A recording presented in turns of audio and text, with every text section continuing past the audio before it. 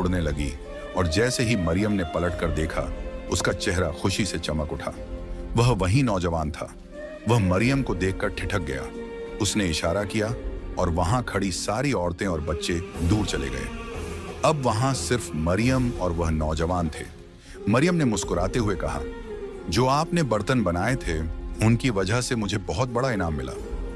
मैं आपका शुक्रिया अदा करने आई हूं। नौजवान ने हल्की मुस्कान के साथ जवाब दिया, मैं इससे भी बड़े बड़े काम कर सकता हूं, लेकिन तुम्हारे पास मेरी एक चीज है, इसीलिए मैं बार बार तुम्हारे पास आने पर मजबूर हूं। मरियम चौंक गई। मेरे पास आपकी चीज? कौन सी चीज? वह अंगूठी जो तुम्हारे पास है, उसने जवाब दिया। मरियम घबरा गई।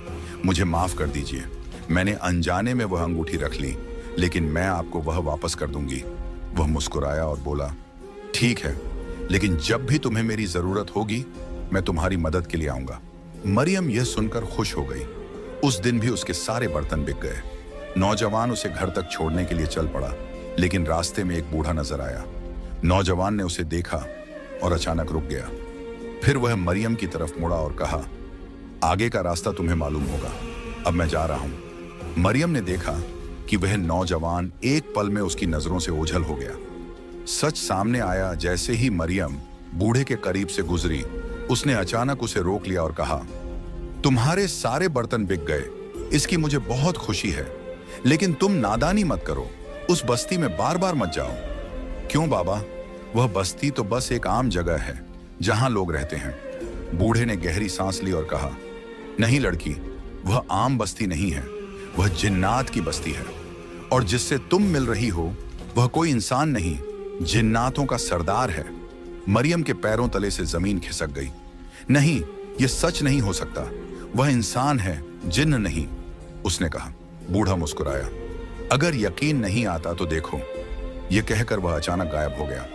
मरियम पागलों की तरह इधर उधर देखने लगी। वह अब भी यकीन नहीं कर पा रही थी कि जो बूढ़ा कुछ ही सेकंड पहले उसके सामने था, वह अचानक हवा में गुम हो गया था। बूढ़े की आवाज फिर आई, उस जिन्नात की एक कीमती चीज तुम्हारे पास है, इसलिए वह तुम्हारे पास बार बार आता है, वह तुम्हें छोड़ने वाला नहीं। ये सुनकर मरियम घबरा गई और गांव की ओर भागी।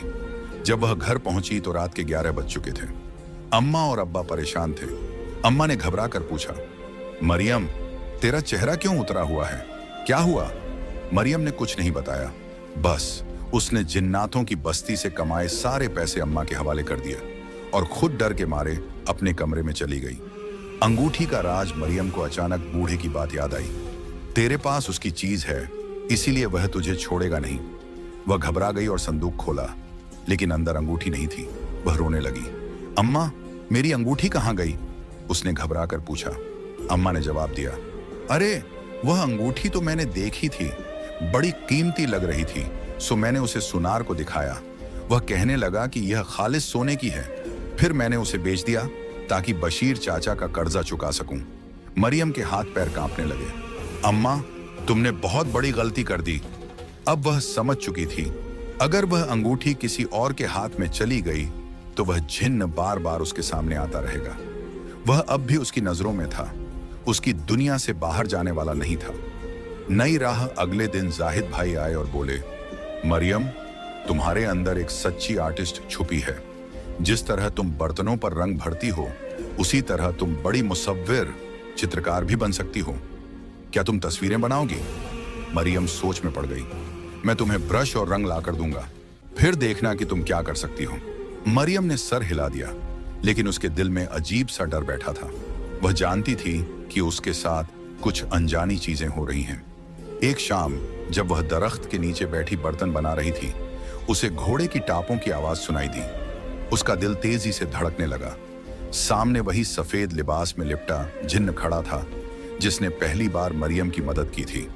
लेकिन इस बार उसकी तीसरी उंगली में वही अंगूठी थी जो उसकी मां ने बेच दी थी। ये अंगूठी तुम्हारे पास कैसे आई? मरियम ने कांपती आवाज में पूछा। वह जिन्न हंस पड़ा और बोला, मैं अपनी कोई चीज किसी और के पास नहीं रहने देता। तुम्हारी मां ने इसे सुनार को बेचा था, लेकिन मैंने अपनी ताकत से इसे वापस ले लिया। यह मेरी जाती अंगूठी है। मरियम के बदन में सिहरन दौड़ गई।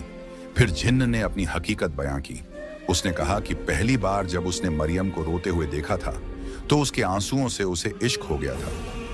तुम्हारे आंसुओं में कुछ था जो मुझे अपनी ओर खींचता रहा। मैं इंसान नहीं, जिन्नात हूं, लेकिन तुम्हें नुकसान नहीं पहुंचाऊंगा। मरियम खामोशी से सुन रही थी।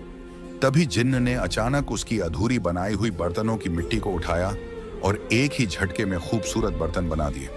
यह पहली बार नहीं था जब उसने ऐसा किया था। मरियम को याद आया कि पहले भी तूफानी रात में किसी ने उसकी मदद की थी और उसे बर्तनों के लिए इनाम भी मिला था, लेकिन वह इससे घबरा गई थी। मुझे पैसे नहीं चाहिए, बस तुम मेरे सामने मत आया करो, उसने मन ही मन सोचा, लेकिन जुबान से कुछ ना कह सकी। जिन्न मायूस होकर घोड़े पर सवार हुआ और दूर चला गया। मरियम बस उड़ती हुई धूल देखती रही। फिर एक दिन जाहिद भाई ने उसे रंग और कागज लाकर दिया। अब जो तुम्हारे जहन में हो उसे कागज पर उतारो, उन्होंने कहा। मरियम ने अपनी आंखें बंद की, लेकिन उसके जहन में कोई और तस्वीर नहीं, बल्कि उसी जिन्न की शख्सियत उभर रही थी। उसने पेंसिल उठाई और उसके चेहरे का खाका बनाने लगी। जब तस्वीर मुकम्मल हुई, जाहिद भाई हैरान रह गए। वाह, पहली ही पेंटिंग इतनी खूबसूरत! अगर तुम मेहनत करो तो बहुत नाम कमा सकती हो। लेकिन मरियम ने हिचकिचाते हुए कहा, लेकिन यह काम मेरा घर नहीं चला सकता। मुझे समीर के इलाज के लिए पैसे चाहिए। जाहिद भाई ने उसे समझाया कि अगर वह पेंटिंग में महारत हासिल कर ले तो उसकी बनाई तस्वीरें बहुत कीमती बिकेंगी। मरियम ने उनकी बात मान ली और तस्वीरें बनाने लगी। लेकिन एक अजीब बात थी, हर रात जब वह तस्वीर बनाने बैठती तो उसे कुछ समझ नहीं आता और वह सो जाती। मगर सुबह जब आंख खुलती तो कागज पर एक बेहतरीन पेंटिंग बनी होती। धीरे धीरे उसकी पेंटिंग मशहूर होने लगी और घर के हालात सुधरने लगे। पैसे आने लगे, समीर का इलाज हुआ और मरियम ने अपने घर की मरम्मत भी शुरू करवा दी। लेकिन अब उसे महसूस हुआ कि यह सब वह खुद नहीं कर रही थी, कोई और उसकी मदद कर रहा था। फिर एक रात जब वह रो रही थी, उसने अपने दिल से उस जिन्न को पुकारा। उसने अपनी बनाई हुई उसकी तस्वीर ली और उस दरख्त के नीचे पहुंची जहां हर बार वह जिन्न उसे मिला करता था। अचानक घोड़े की टापों की आवाज आई। जिन्न उसके सामने खड़ा था। हर रात मेरी पेंटिंग कौन बनाता है? मरियम ने झुकी हुई नजरों से पूछा। मैं अपनी ताकत से कुछ भी कर सकता हूं, जिन्न मुस्कुराया। अब तुम्हारे पास एक पहचान है, तुम्हारा एक मुकाम है, मैं हमेशा तुम्हारी मदद करता रहूंगा। मरियम की आंखें छलक पड़ी। तुमने मेरी जिंदगी बदल दी, मैं तुम्हारी बहुत शुक्रगुजार हूं, उसने कहा।